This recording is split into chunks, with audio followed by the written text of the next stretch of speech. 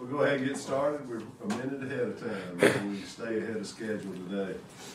Welcome everyone to the January board meeting, even though it's almost February. Huntsville Housing Authority.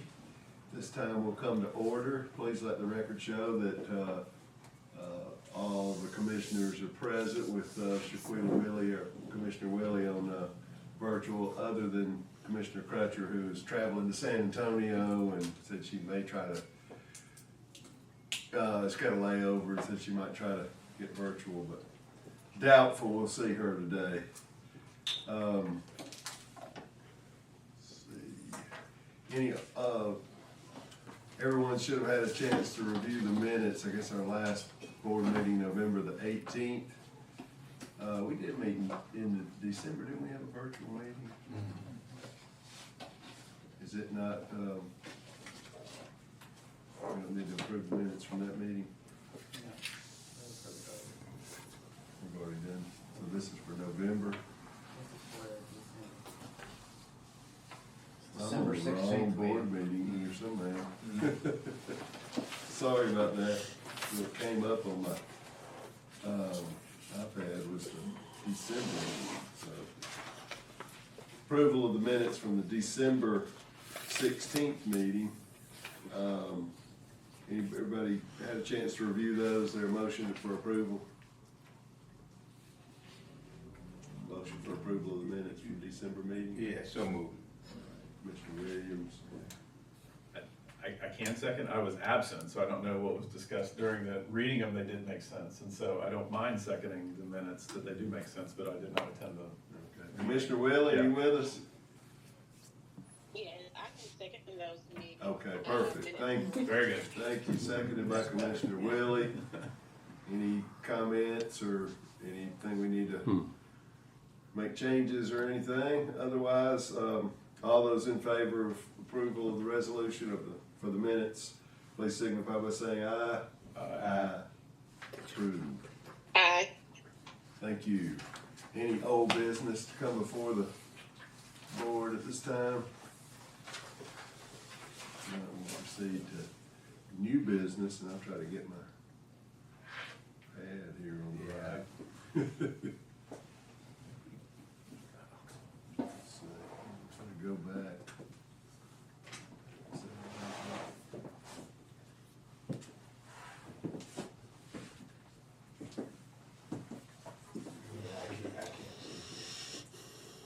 You getting yours up? No. This is good, I think. January. I think Jacqueline threw me a curveball and put me back on last month's meeting. She didn't mean to do it. All right. So we'll proceed to the new business. And I'll turn it over to our CEO at this point. All right, the only department we have on the agenda this month is financial services. We'll turn it over to Teresa for her report. All right. Good afternoon. My first item is to ask the board to act on a resolution approving a cumulative low-income housing budget for calendar year 2025. HUD requires the Board of Commissioners to approve the project-based low-rent public housing budget. The purpose of this request is to obtain approval for calendar year end 12/31/2025. The budget reflects a net decrease in unrestricted net position of $862,268.43. The attachments you have received is the calendar year 12/31/2025 combined budget for COCC low rent public housing budget ending December 31st. The recommendation is the executive director recommends approval of the 12/31/2025 project-based low rent public housing operating budget. So in our preliminary meeting, I was able to go line by line to explain this current year budget that I am proposing for you. And I explained that overall in total revenues, we are increasing in comparison to a fiscal year in actual amount. So this is a 12-month budget compared to 12 months of activity ending at 3/31/2024. The main, increase in this revenue is being able to draw HUD operating funds from two, capital funds. So that would be Capital Fund 2024 and 2025. As we move further down the page on, page number 15 is where I am. Overall, we are increasing expenses and total administration by $81,000, which is 1.49% increase. I also explained that total tenant services, that the salaries were increasing there because we are going to have to absorb the cost for the Ross grant participants, where their grant runs out mid-year of 2025, and those costs will move over to this budget. Is that grant? Ross been grant. Terminated or will there No, be it's not another- terminated. It will does- apply again? Yes, we will apply again when we're able, yes, sir. It's just that the salary and benefits of that grant is exhausted before we get to the end of the actual grant. Okay. Moving forward to page 16 on total utilities. So I went back and I looked at this because I was posed a question. So I said, what could be the determining factor here? And so site 14 is the site that stuck out to me. And as we remember, site 14, the annual budget right now for their utilities is going to be $18,795 in comparison to what we actually incurred last year was $67,577. That had to do with an increased cost of $35,000 in electric for this site, and that is because that site was under renovation at that time. So that was an increase in cost. So overall, you can see that I increased water and sewage in this budget because those are the line items that we see increasing, but it's offset by decreased electrical costs. And what I also looked at, I said, well, Teresa, like I do this, I said, let me look at this budget and divide it by 12.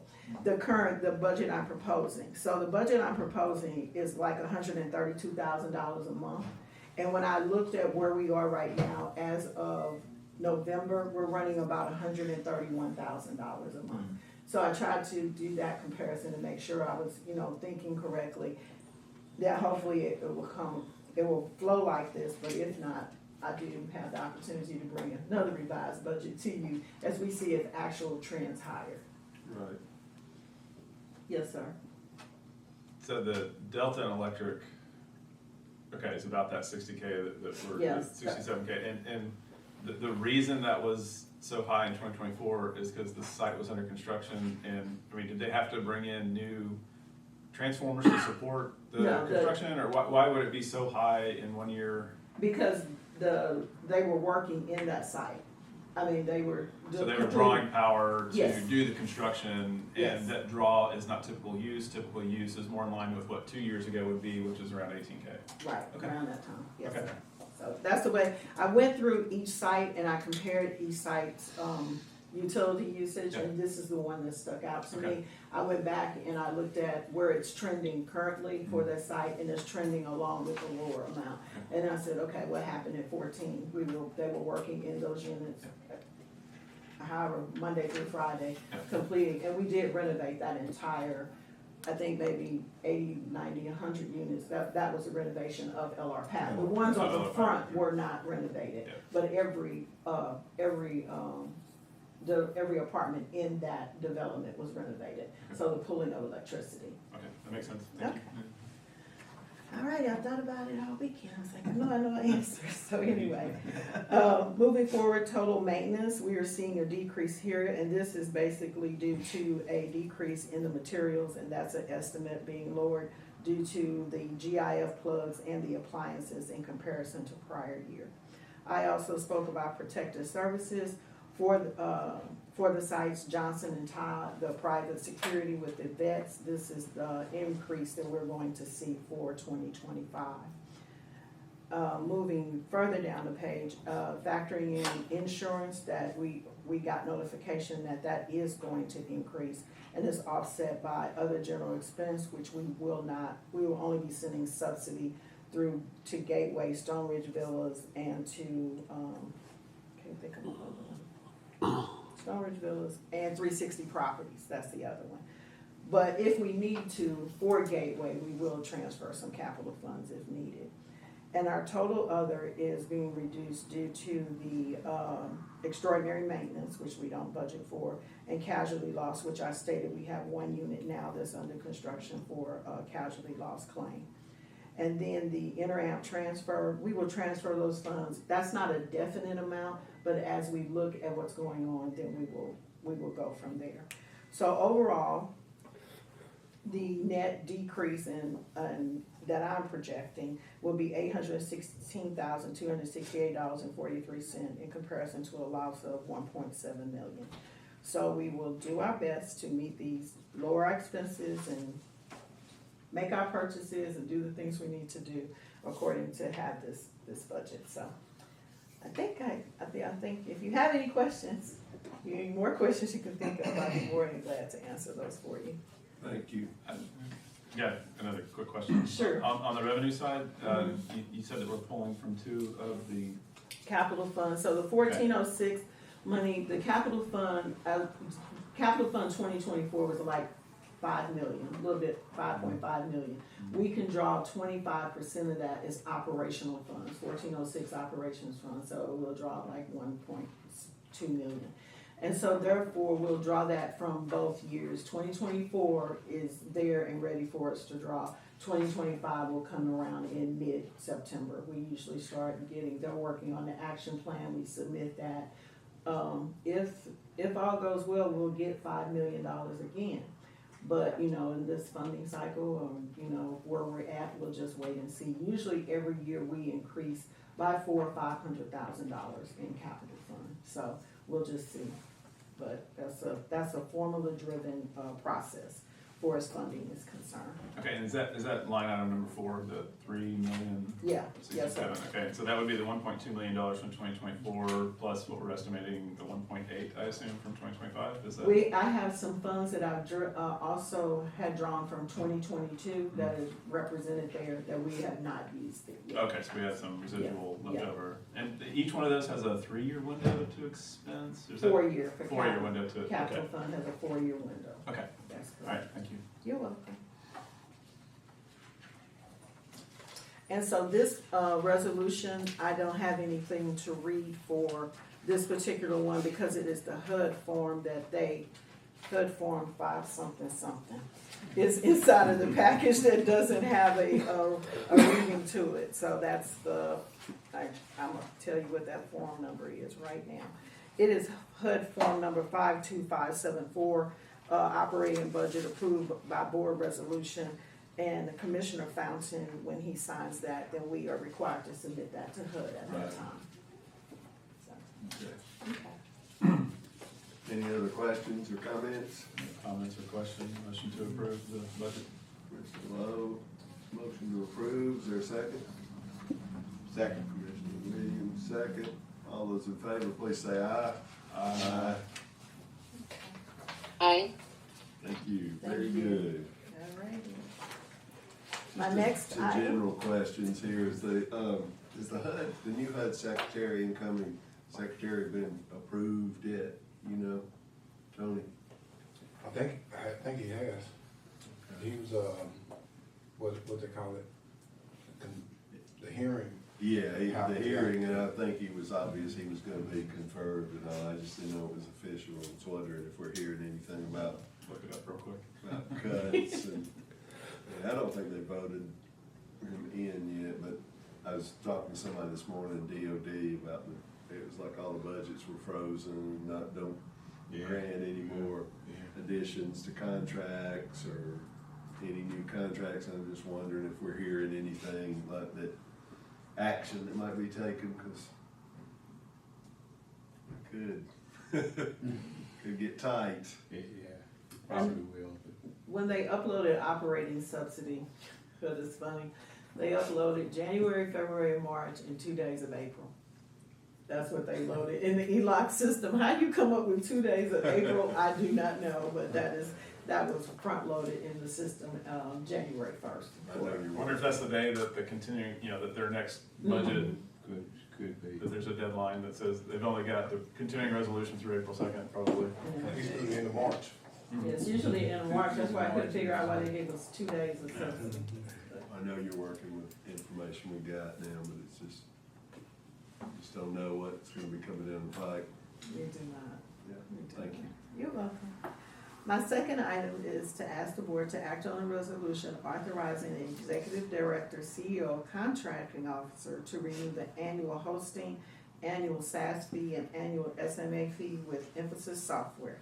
The Huntsville Housing Authority is seeking to renew the annual open prem portal hosting, annual SSS fee, annual SMA fee with Emphasis Software. So this purpose is just for us to renew our current software vendor, which we currently have, Emphasis Elite.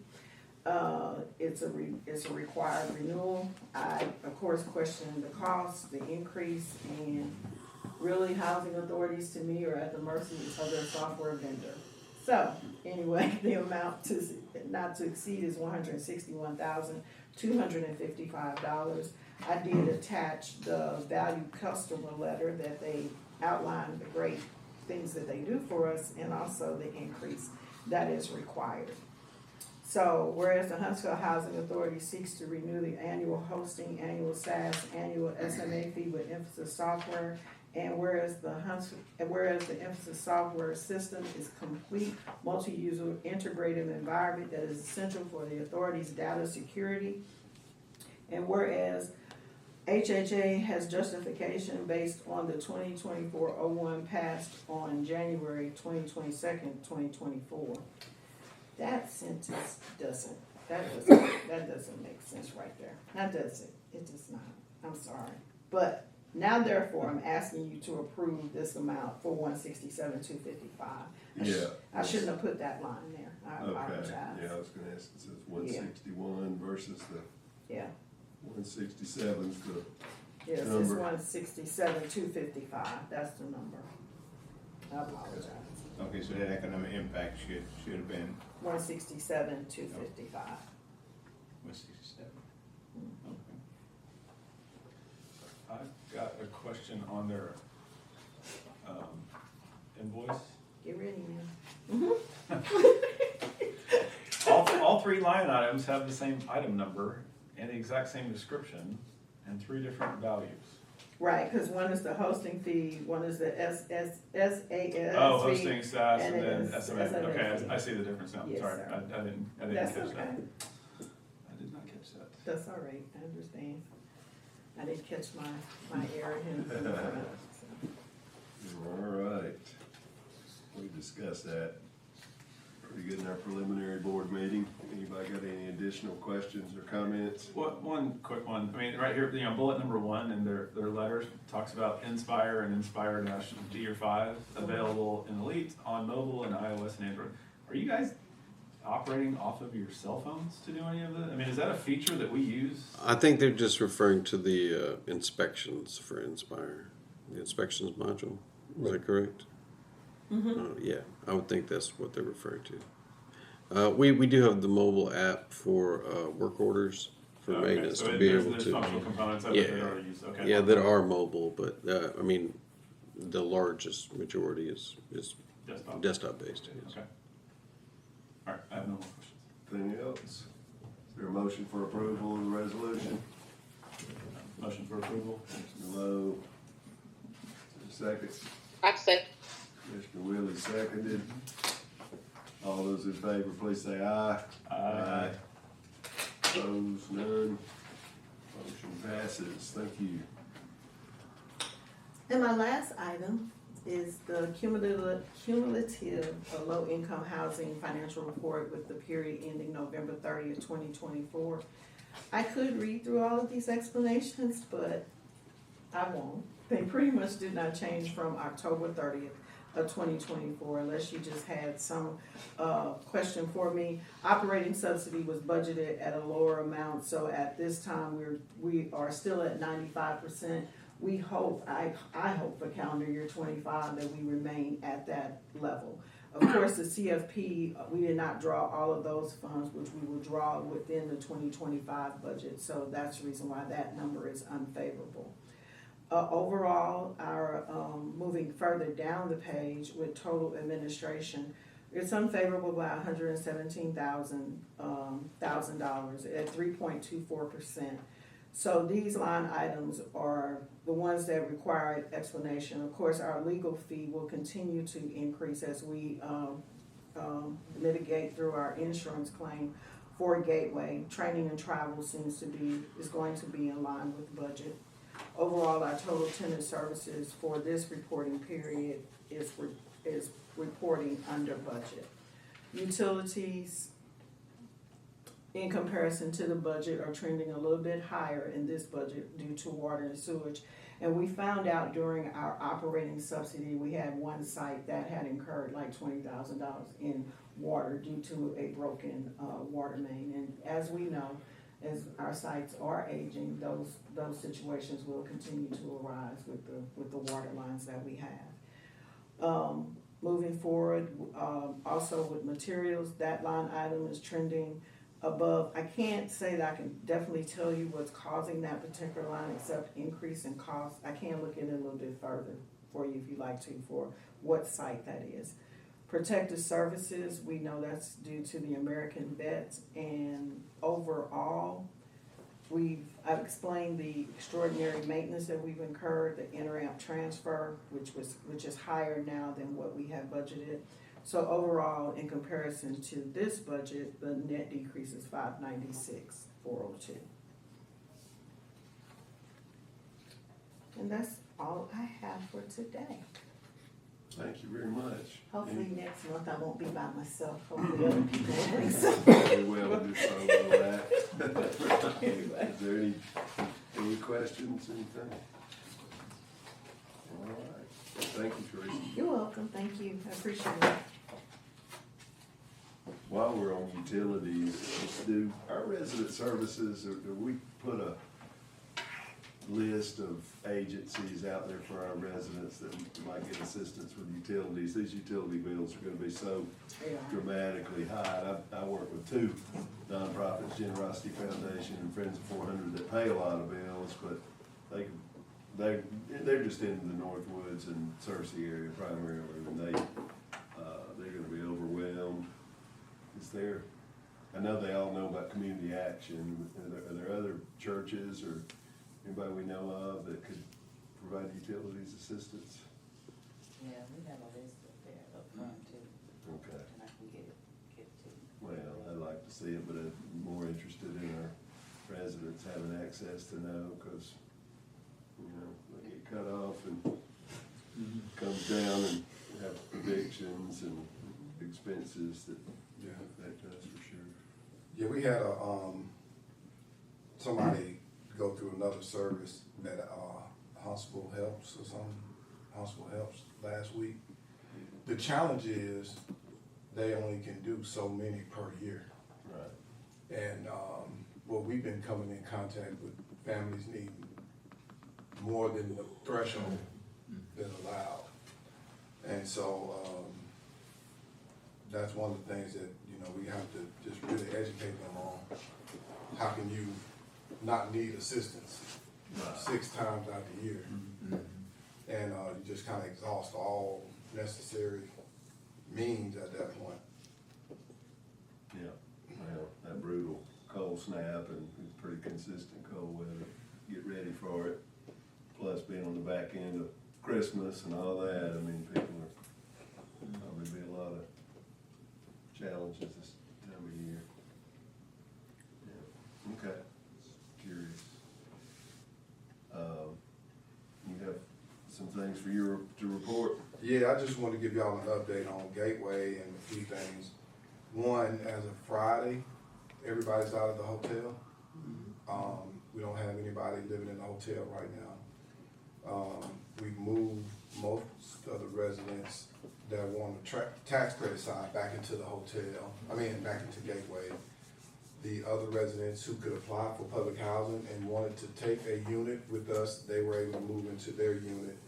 And we seem to have worked down some of the delta between the insurance company and Service Master, so that's been good. And Service Master is now working to renovate the units over at Gateway. So we have a meeting today with architect to make sure that they are checking on the work that is being done as they invoice us. And then hopefully as they clear out floors, we're able to move residents back in as floors are cleared out. And so, that's going better than it has been in the past. We're working with the field office. Hopefully we're almost at the end of these decommissioned units that we're trying to get off the books.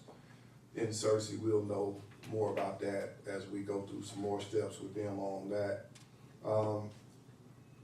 As for CNI, urban strategies, they're on the ground working with residents out in Bolletarius, Johnson Towers. They've had a couple of meetings, and now we're starting to meet every month with HUD and as a larger group. Hopefully we'll start seeing some real action take place toward the end of this year, maybe start seeing some dirt moving. I don't know if that's August, September, October, I don't know, but hopefully we'll be able to start seeing some dirt moving out there in that neighborhood. It was something else.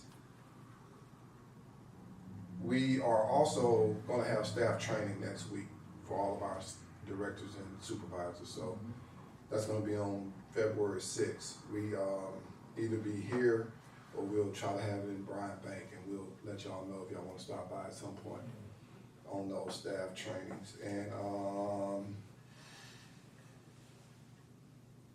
for some reason I had community conversations in my notes, but I don't know what it is. Sure, you've had much in those.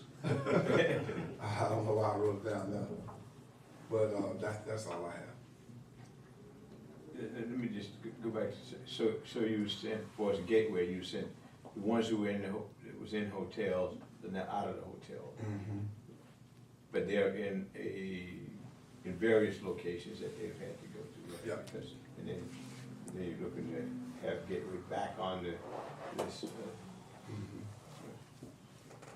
You know how many units we still got vacant over there?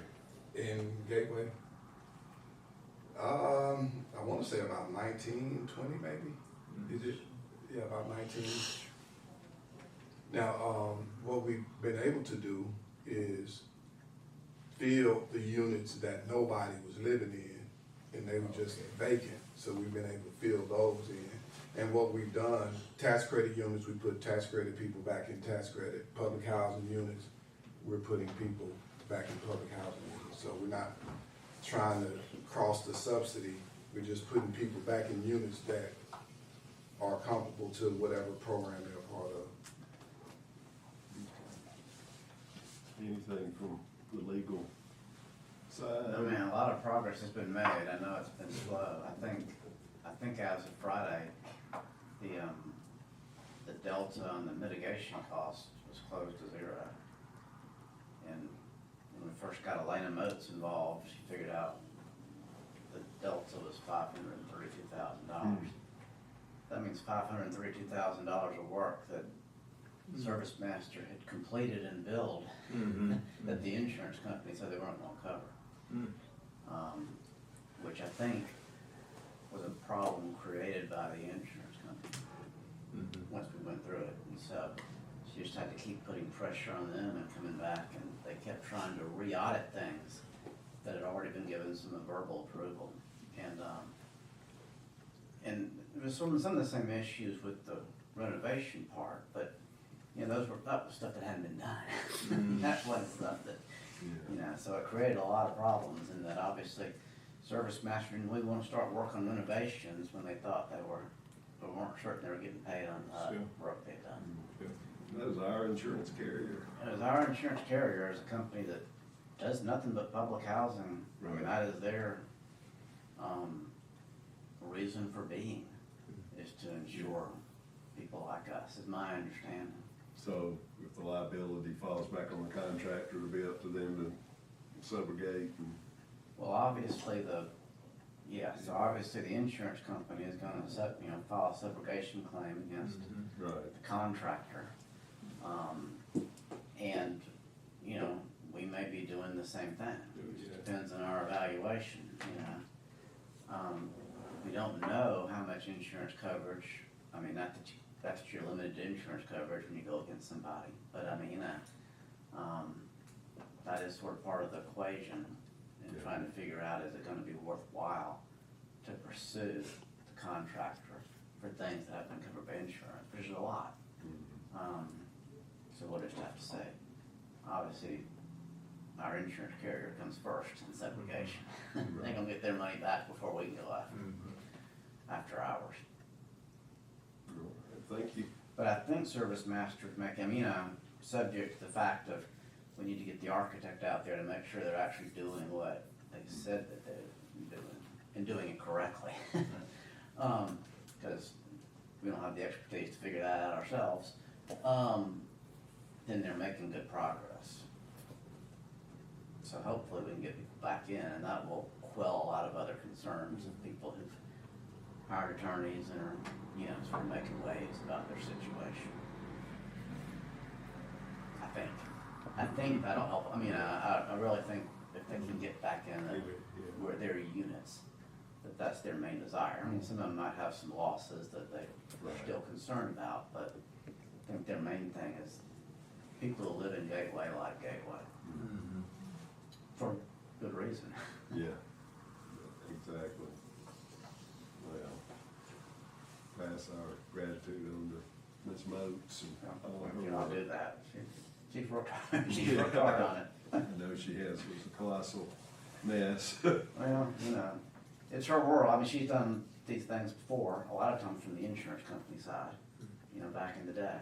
So, she knows how that system works, and I'm glad she does, because it's been a big help. Thank you. And then I guess last on Gateway is, Integral is parting ways with us on Friday's their last day. And so we're working to find another management company to, provide services over at Gateway. And so, we just meet with management companies to see who would do a good fit over there. There's a gap there. Is the plan for us to?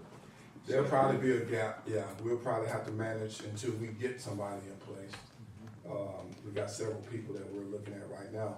Hopefully that gap won't be too long, but yeah, we can't manage it though, according to Alabama, housing and finance, we can't manage it. So we're looking to have somebody in place pretty quick. All right. Is that it? Okay. I guess we got anybody signed up for public comments? No, sir. Commissioner comments? Anything from Commissioner Willie? No, she's still with us. No, I don't have anything today. Okay, thank you. I hope you get feeling better. Well, thank you. Commissioner Williams, anything? Yeah, no, have nothing. I do not have any comments. I'll just make a brief comment about what a great job you did. Friday, we had a legislative tour hosted by Legacy Center for the aging. Went to several different aging facilities. We started out at Calvary Hills, where their office is, and then came to Johnson Towers, and I had a testimonial from a resident there, and how helpful our services have been, and Legacy Center, and all working together with the clinic and healthcare. But you did an outstanding job talking to the group. We had several of our state legislators, and then Mac McCutcheon from the county commission chair. That was a good tour, so informative. All the challenges that are out there meeting our seniors, and hearing testimonials of veterans who ran out of benefits and funding, and Judge Barger talked about that, the probate judge, and just it's amazing. We have a really nice guardianship program that Commissioner Crutcher and her agency, they step in, and Doug Martinson, the county administrator, they'll look at indigent families or people that don't have any resources and come up with a plan for them. So, but there's a lot of work to be done, and there was a tremendous amount of talk about the questionable performance of DHR and how it's just so hard. I guess they're overwhelmed with cases, but it's just really tough if somebody's referred to them. So we're trying to fill that gap and step in. And then following up on your comment on Cersei Homes and the decommissioning of those units, our director was able to get the maintenance component moved to one of the units. And so Saturday, Shelley Mitchell and Friends of 400 hosted a work party and opened up this big back space, so there's a lot more room to separate the kids and do tutoring and excellent work going on over there at Cersei. So appreciate it very much. I know I pushed a little bit on that, but might have overstepped. I called the state office and let them know from the board after we unanimously approved that resolution, like back in May or June, and for them and our director, we're a high-performing agency, we're awarded the choice neighborhood. I mean, I just didn't understand why they couldn't allow that to move forward, and probably set it back more than pushing it forward, made your life miserable, but at least I got my 2 cents in. That's about all I had. Anything else? Yeah, I had one more. I kind of remember now why I had community conversations. So when you brought up Cersei, I've been having conversations with the developers of Front Row Huntsville and different people about different assets. And so right now they're just conversations, nothing real concrete, but people are very interested in a lot of our assets. And so we're gonna have to just have a plan that we can put together that makes sense, not only for them, but for us as an agency as well. And as these conversations develop, I'll let you all know what's going on. Actually met Wednesday of last week with one of the developers out of New York who's putting on Front Row. And so there's an interest in working with us or working in connection with what we got going on to do some redevelopment, yeah. Cersei. Yeah. That's it. Yeah, that, there's a lot of conversation about that for sure, people looking around. Oh, I know what I was gonna ask you, you know, when we did our strategic planning meeting, Dennis Madsen, and we had some conversation with him, and it was kind of in Shane Davis's court about assisting us, and maybe they even sponsor and paying for a portfolio analysis, so if we do start to, you know, prioritize and look at some redevelopment opportunities or selling some assets off, that we would have all the information, and then that just seemed to kind of die out. Have you heard anything or talked to the mayor about it or anything? Yeah, I talked to Dennis, and you know, told him whenever we can have a conversation, we could sit down and eat. I guess they're just trying to reorganize for the year and kind of prioritize. We have a meeting with them, I think, either this week or next week, about some greenway space that impacts Cersei Homes and Lincoln. So we'll be getting together on those as well. So I guess it's just trying to figure out where they are in their planning over the next year or so. But it's still a conversation we just hadn't sat down and. When the council's changed, and I know it was a big priority for the previous councilman to look at redeveloping Sparkman Homes, and I don't think that's on the table as much, so. All right, very good. Anybody got anything else? If not, we will stand adjourned.